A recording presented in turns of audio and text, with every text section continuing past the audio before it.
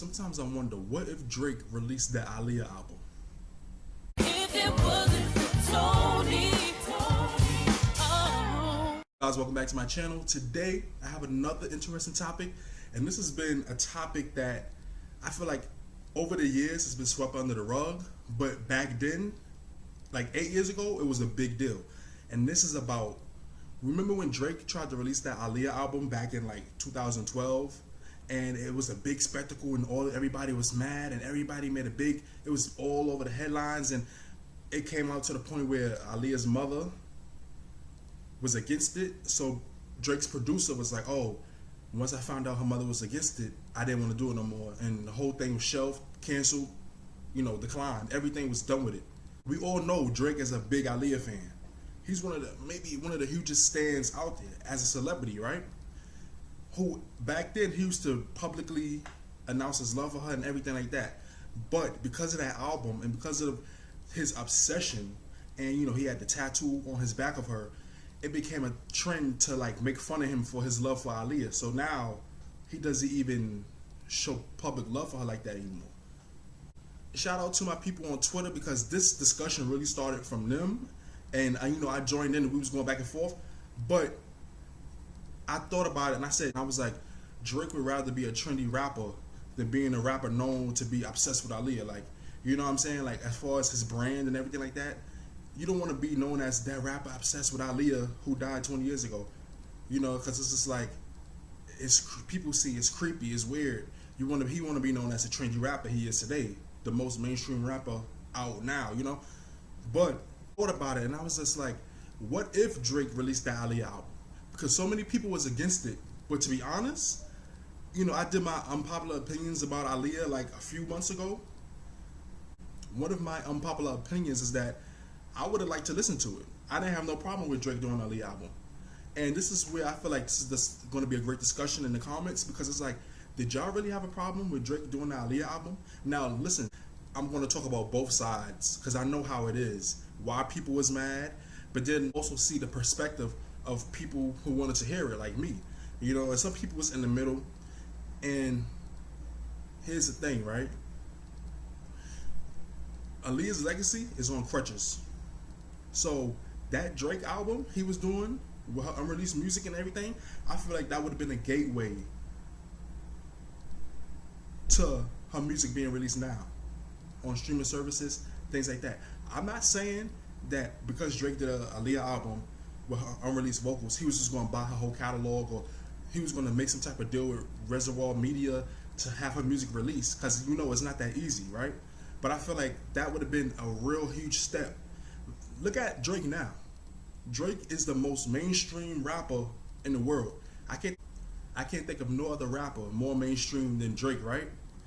The most mainstream rapper in the world just happens to be an Aaliyah fan, and her legacy is on crutches. And he could have had in his potential of working on that album, you could tell he would have put his love into it, because it's not like he was just doing it just because he's really a fan of her.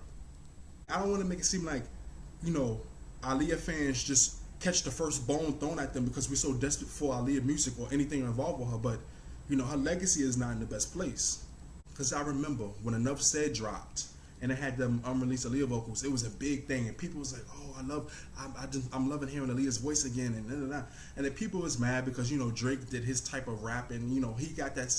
Back then Drake had that same type of flow, the same type of sound, and people, that's an issue people had. They feel like the Aaliyah album would have been like Drake Take Care Part 2, Drake Thank Me Later Part 2, like it would have had that same Drake sound with just Aaliyah vocals on the hook, you know what I'm saying? It had great potential to be a great album.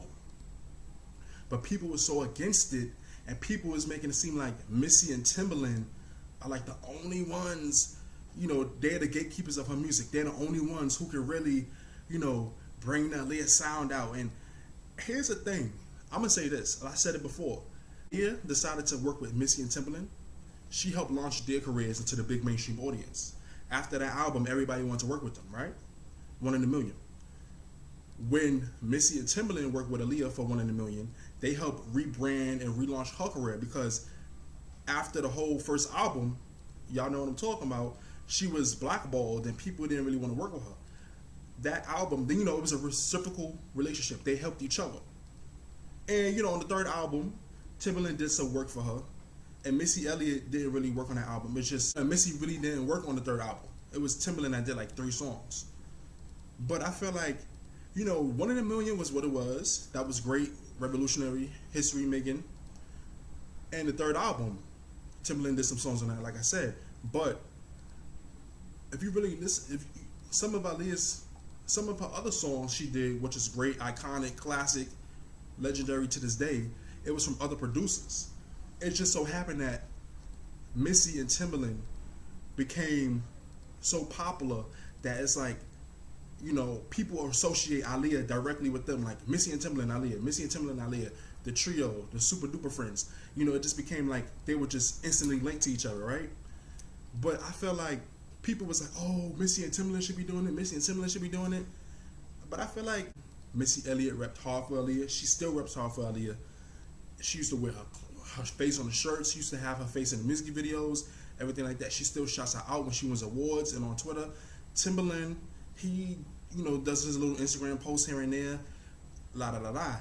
Aaliyah was their muse. Aaliyah was their, music mate, friend first before anything. She died almost 20 years ago. They're not supposed to just be like, oh, every day they're not supposed to dedicate their whole life to Aaliyah, Aaliyah, Aaliyah, Aaliyah. You know what I'm saying?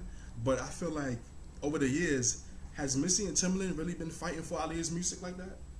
And like I said, we just know the surface level stuff, right? There's a whole lot of deeper stuff when it gets into the legal drama and all of that. So I'm not saying Missy and Timbaland can just go out there and just buy her catalog and then it's just that easy. But has Missy and Timbaland really been fighting for Aaliyah like that? Drake was willing to do a whole album. Let me tell you something.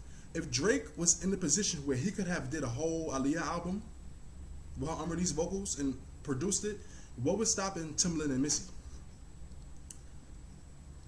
I mean, I'm just being honest. That's an honest question. My opinion, right? Okay. Now, Drake was in the position with his producer to make a whole Aaliyah album with her unreleased vocals. What was stopping Timbaland and Missy? Now all of a sudden, Timbaland and Missy started doing all these interviews like, oh, the family doesn't want it. What was stopping y'all from doing that album? You know what I'm saying? All these years later, y'all know Aaliyah's legacy is on crutches. She's not on streaming services, but that first album, and now all of a sudden it's, oh, I don't agree with it. But it's like, what was y'all doing to really help her music be out there? You know what I'm saying? Like I said, I know they were close friends and they were music mates, soul mates, and everything like that. But it's like, y'all know how, y'all have to know how deep in the trenches Aaliyah's legacy is. It's on crutches. Like, it's on crutches. The crutches are wobbling on her legacy. You know what I'm saying? As far as the music is concerned, to where they could, like, why wouldn't y'all try to do something where y'all could put out an album? Something. Because over the years, you can see many artists have used Aaliyah's vocals on a hook, or they use an unreleased song, or any, like T.I., A$AP Rocky, Chris Brown, a lot of them. So what was stopping Timbaland and Missy? I mean, that's a good question. And I feel like, people are so used to linking Missy, Timbaland, and Aaliyah together, but it's like Drake was willing to put his whole album out. He used that obsession for Aaliyah, put his money where his mouth was, and really invest in a whole album for her, because he know, the fans wanted to hear it. He's a big fan of her. He wanted to hear it, and he was gonna, put his input and put his creative input in. It, his sound was gonna be involved in it.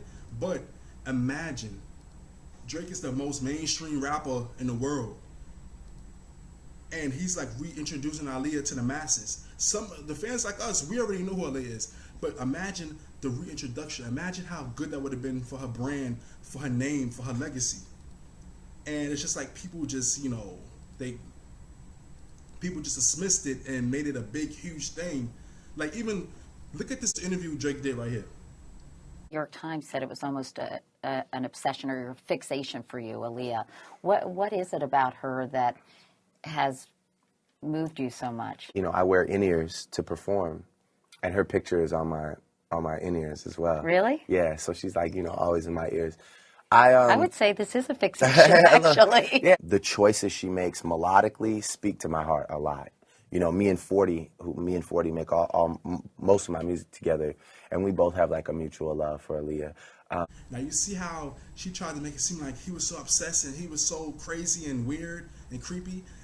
Drake took that narrative and he realized quick, or his publicist, whoever realized like, oh, you gotta stop talking about her. You gotta stop publicly. You know, you gotta ease down on that because now you out here looking crazy, and people still making jokes about it. But that's my thing. I feel like I would have liked to listen to that Drake album with Aaliyah's vocals on it. And I feel like it would have been a smash. It would have been a hit, and it would have reintroduced Aaliyah to the masses, and it would have been the aid her legacy needed right now. Yeah, I don't feel like Aaliyah's legacy would have been so wounded right now if Drake released that album back then. What do y'all guys think about that? Would y'all have liked to listen to that Drake Aaliyah album, or did you didn't really care for it like a lot of people didn't back then? And what do you think what I said about the whole Missy Timbaland Aaliyah situation, where it's like people feel like they the gatekeepers of her music, but I don't feel like they really fighting for her music to be out there. It's just like Aaliyah is like their best friend, soulmate, superstar that they lost, but it's like she's just like a memory to them now. You know what I'm saying? Like they're not really fighting for her music like Drake was back in 2012. This should be a real interesting discussion. So just let me know below in the comments. Let's get this discussion going. Don't forget to comment, like, and subscribe, and hit the notification bell. Thanks for watching and listening. I'll see y'all in the next video.